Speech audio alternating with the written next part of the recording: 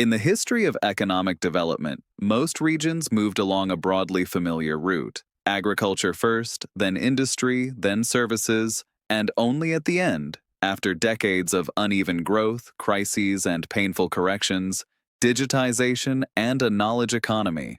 It was a long march through sequential stages, a slow accumulation of capacity, institutions, habits, and infrastructure. The Middle East chose to play a different game, not to walk the entire path step by step, but to leap over several stages at once. This was not a romantic dream sold by futurists. It was a cold calculation. If a region has capital, centrally coordinated decision-making, and a strategic ambition to stop being a peripheral supplier of raw materials, then the logic points in one direction. You enter immediately where the highest value is created. You move straight into the advanced segments of the global economy, the layers where technology scales influence faster than traditional industrial expansion ever could. That is why the Middle East is not building its future by replicating Western factories from 30 years ago. It is building around data centers, artificial intelligence, automation, fintech, govtech, smart cities, and digital infrastructure, often constructed from scratch, without the constraints of legacy systems. In many places, the region is not modernizing the past. It is skipping it. This is one of its most underappreciated advantages: the absence of technological inheritance that must be repaired.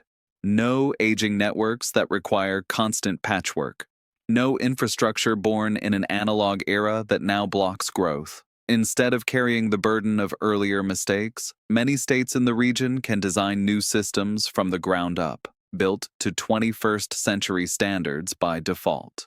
In Europe, digitization frequently means moving old procedures onto the internet. The same logic, the same forms, the same bureaucratic choreography, simply delivered through an online interface. In the Middle East, digitization is increasingly treated as an opportunity to redesign administration, public services, and infrastructure from first principles. Without nostalgia, without sentimentality, with scale in mind. That is why governments across the region pour enormous resources into digital administration, automated state platforms, citizen apps, and public data integration.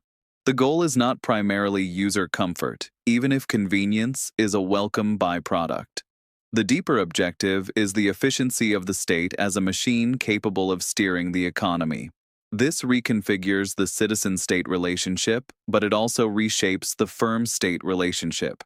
Business registration, licensing, permits, taxes, work visas, access to public services, more and more of these processes are being pulled into a single digital ecosystem. For entrepreneurs, the promise is clear: lower operational friction, less time sacrificed to bureaucracy, and faster scaling. When the state becomes a platform, the administrative layer stops being a maze and starts behaving like infrastructure. Yet administration is only the entry point. The real game begins in strategic technologies. Artificial intelligence has become a central priority across the region, not as a fashionable buzzword, but as a tool for competitive advantage. AI in logistics, in energy management, in public administration, in finance, in security. Governments invest in research centers, education programs, partnerships with global technology firms, and aggressive talent attraction. This is not an organic bottom-up trend. It is a deliberate component of economic diversification. If the region wants to loosen its dependency on commodities, it must become a producer of technology, not merely a consumer of it. That is why AI sits alongside heavy investment in robotics, industrial automation, the Internet of Things, cybersecurity, and large-scale data analytics. The region is aiming to be more than a market for Western tech companies. It wants to become a place where technologies are developed, tested, and deployed at industrial scale, fast enough to create not just adoption, but ecosystem gravity. Nowhere is this ambition more visible than in smart city projects. Cities built from scratch offer an almost unique laboratory for new urban energy and technological models. smart grids, automated transport, AI-driven monitoring, integrated management of traffic, water consumption, waste, and public safety, connected through unified systems rather than fragmented municipal layers. For technology firms, the appeal is obvious. A proving ground where solutions can be implemented at scale, solutions that might face legal constraints, social resistance, or infrastructural incompatibility in Europe. And crucially, this is not technology for technology's sake. It is the construction of a new model of urban economy. Cities as platforms, cities as data architectures, cities as service ecosystems. This shifts how business operates within them. Firms do not merely sell products into a market, they integrate into the city's operational nervous system, payments, transport, energy, identity systems, administrative gateways. In a platform city, the boundary between private service and public infrastructure becomes thin and sometimes intentionally blurred. The leap is visible again in fintech and digital banking. The region recognized early that traditional banking alone would not serve a rapidly growing population of young people, migrants, entrepreneurs, and cross-border workers. So it accelerated into mobile payments, digital banks, investment platforms, and technology-driven financial services. For business, this means faster settlement, easier access to services, and financial layers that integrate naturally with e-commerce and digital platforms. It becomes another form of invisible infrastructure, one that reduces friction and increases the speed at which markets can expand. At the same time, the Middle East is investing heavily in the energy systems of the future: renewables, storage, hydrogen, and intelligent energy networks. This can sound paradoxical in a region globally associated with oil, but that is precisely why these investments are strategic. The goal is not only to export resources, it is to export energy technology, to convert the region's historical identity into a new technological posture. It is another form of stage skipping, from fossil fuel dominance to advanced energy architecture, without moving through the long industrial modernization arc that shaped Europe.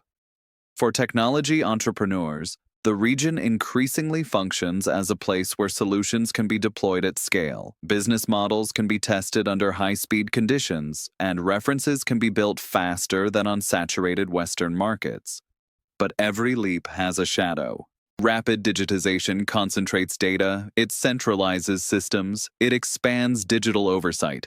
A state that builds smart cities and digital administration also builds unprecedented capacity to monitor society and business. For firms, this means operating in an environment where the line between innovation and surveillance is thin and often politically defined rather than legally transparent. Technology becomes an instrument of growth and an instrument of power at the same time. This cannot be treated as an abstract ethical footnote. It is an operational reality.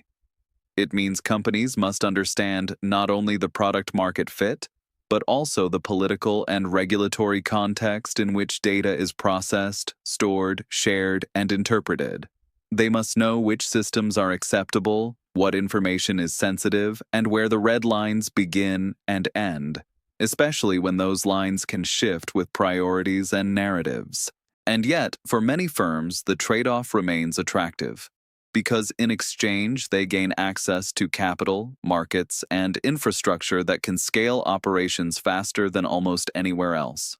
This is why the Middle East is increasingly described as a laboratory of the future, a place where new models of the digital state, the smart city, and the data-driven economy are being tested in real time.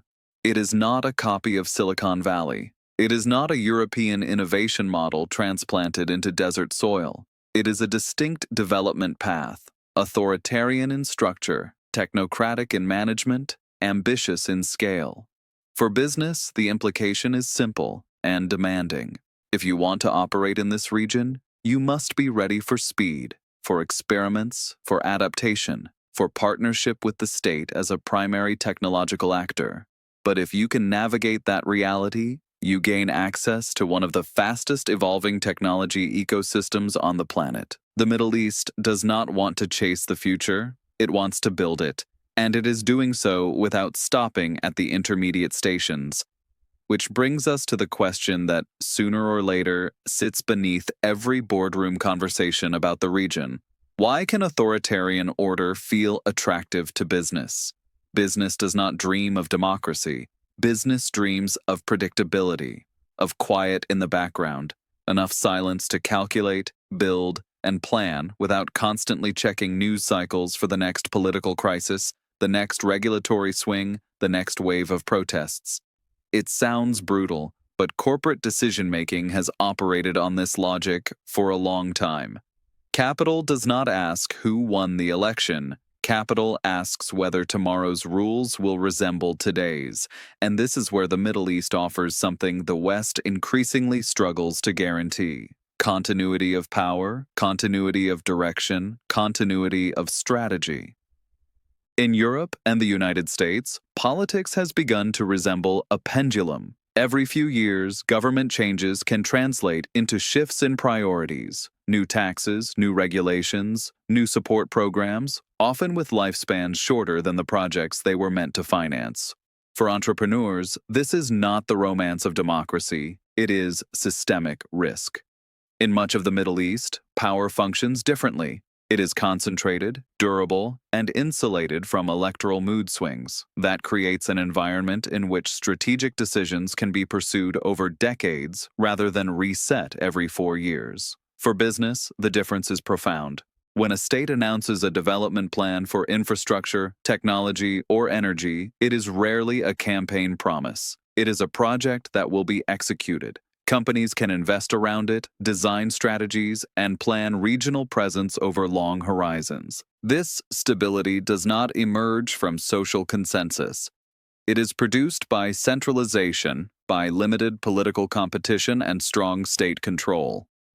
From a human rights perspective, this model is often criticized. From a business perspective, it can be deeply attractive because business dislikes surprises. It dislikes sudden course changes. It dislikes political revolutions. It dislikes protests that block ports, airports, and highways.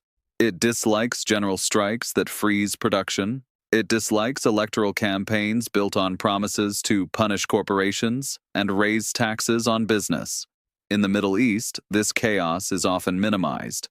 The state maintains order, controls the public sphere, suppresses destabilizing forces. For citizens, that can mean restricted freedoms. For investors, it means operational calm. It is the region's core bargain. Less political openness, more systemic stability, and for many firms, it is a trade they are willing to make. Political continuity tends to translate into greater stability in business law as well. Regulations are not endlessly contested as ideological battlegrounds.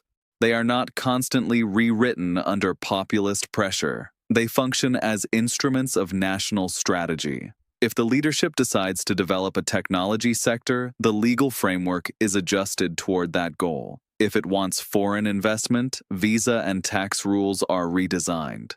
If logistics is the priority, ports expand and customs procedures are streamlined. This is not democratic governance. It is managerial governance. For business, it offers a particular form of predictability. A company can study the state's strategic direction and align accordingly. It can plan investments around government programs. It can build relationships with the institutions that actually make decisions. In Western democracies, companies often cannot know who will govern in a few years. In much of the Middle East, they can, at least far more reliably. That predictability is reinforced by security architecture. States invest heavily in surveillance systems, policing, intelligence, military capacity, not necessarily to cultivate fear as an end in itself, but to prevent destabilization. For business, this reduces the risk of mass unrest, prolonged protest waves, and sudden paralysis. Tensions exist, of course, but they are kept within controlled boundaries. And for capital, managed conflict is generally preferable to repeated episodes of national shutdown. This is what might be called authoritarian stability. Order sustained not by consensus, but by control. It is one of the reasons megaprojects, infrastructure, technology, urban transformation move faster in the region than in Europe. There are fewer local referendums capable of blocking construction, fewer decade-long legal disputes, fewer protest movements with the power to freeze projects indefinitely. Decisions are centralized. Execution follows. The state begins to resemble a corporation implementing a strategic roadmap, while business becomes a contractor within that vision. Yet this model is not free of risk. Centralization concentrates mistakes as well as power. If a strategy proves wrong, the entire system absorbs the consequences.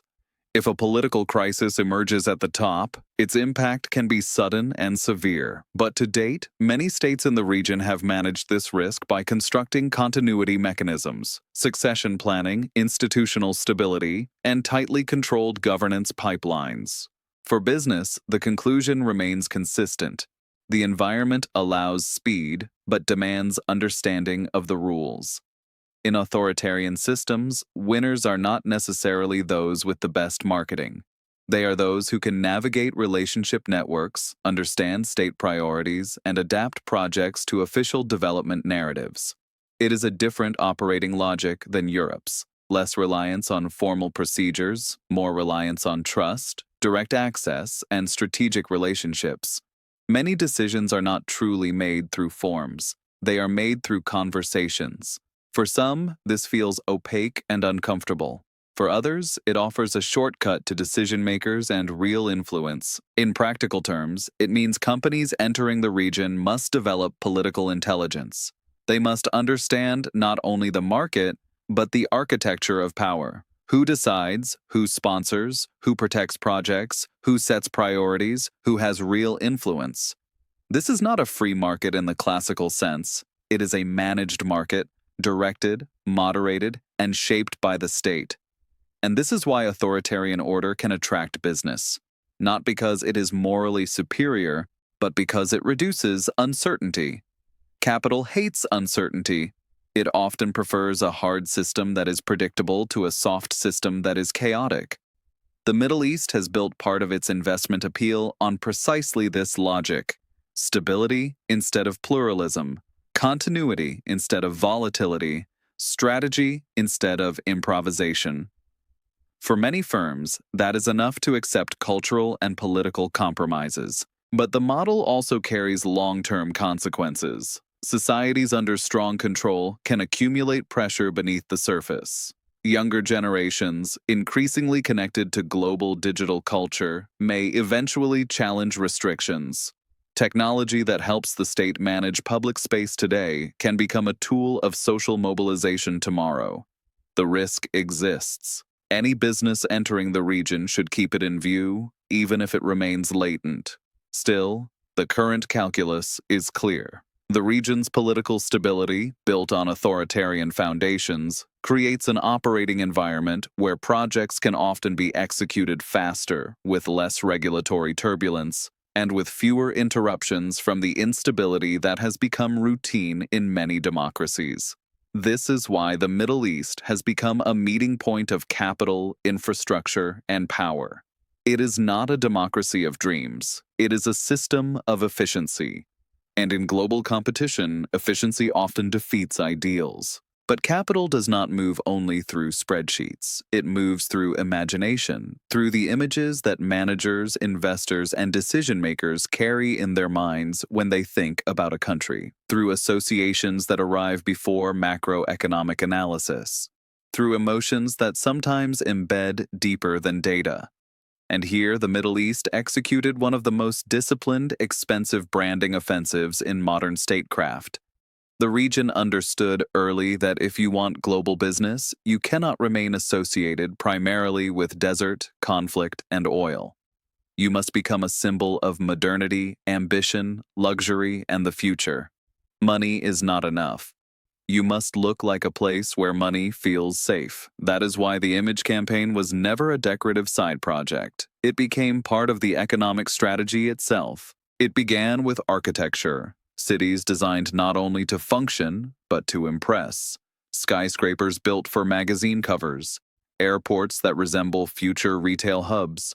hotels that feel like science fiction palaces, financial districts meant to evoke New York, London, and Singapore, only more spectacular. This is not random glitter, it is messaging. We are a new center, a modern hub, a place worth entering. Investors do not decide purely on return, they also decide on prestige. They want headquarters in places that impress partners, clients, and employees. They want teams that will choose to live there. They want location to work as a recruiting asset. The Middle East set out to become a premium brand. But architecture is only the first layer. The second is sport. Sport is one of the most powerful soft power instruments available. Emotion, mass audiences, global media transmission. When a region hosts major events, buys clubs, sponsors leagues, and builds iconic venues, it is not doing it out of romantic devotion to football or motorsport. It is buying attention, embedding itself in the global bloodstream of spectacle. Millions begin to associate a country's name with elite competition, professional organization, and shared emotion. Perception shifts. A place stops being abstract. It becomes a brand. And brands carry economic value. Investors prefer allocating capital to places that are recognizable, fashionable, and continuously present in global media. It lowers the psychological risk of entry. If everyone is talking about a country, if it appears constantly in the global stream, it becomes easier to justify investment to boards and shareholders. The third pillar is international mega events, expos, investment summits, economic forums, technology conferences. These are not merely industry gatherings, they are political business stages, constructed environments designed to communicate a single message. We are open, modern, visionary, capitalized, and ready. Participants arrive in futuristic cities, stay in luxury hotels, move through flawless infrastructure, attend events produced like television. The atmosphere becomes a product, professionalism, scale, inevitability, and in many cases, that atmosphere opens doors to real contracts.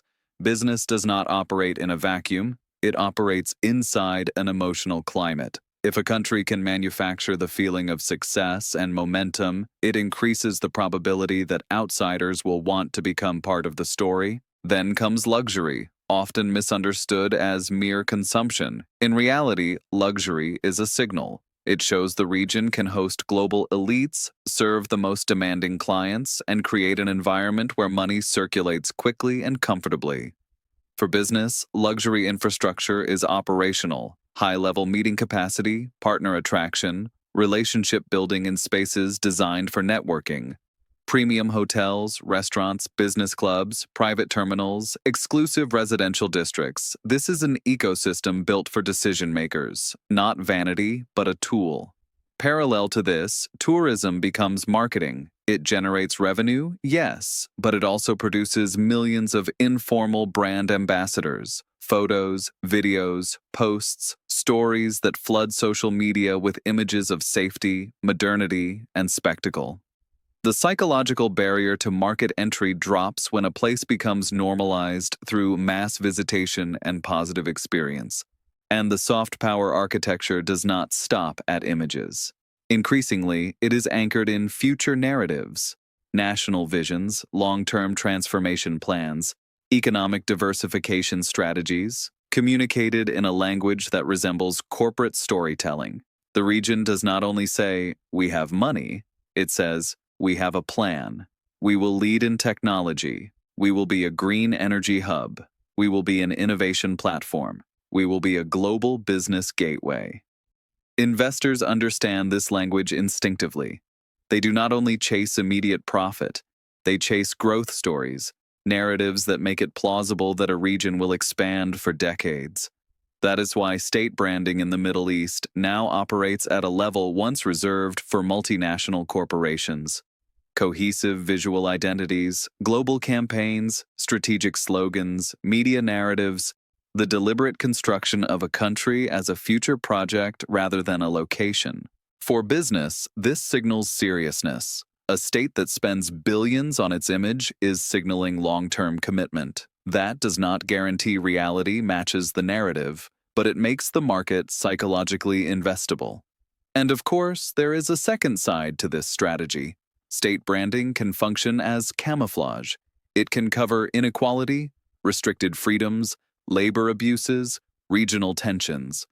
A luxury facade does not always reflect the lived reality of all residents. For investors and operators, this creates a discipline, separating image from infrastructure, story from system, promise from enforcement. Reading between the lines becomes a skill, not a cynicism. Yet the effectiveness of the strategy is difficult to deny. The region has altered global perception at scale, from a place primarily associated with conflict to a symbol of modernity, luxury, and ambition. That shift attracts capital. It attracts talent. It attracts projects. Soft power has become one of the structural pillars of the Middle Eastern development model, alongside money, infrastructure, and political stability. Not an accessory, but a core component. Because in global competition, it is not only the lowest taxes that win, it is the countries that can tell a story compelling enough that others want to invest in being part of it. The Middle East told a story about the future, about luxury, modernization, momentum, and it made the world start funding that story.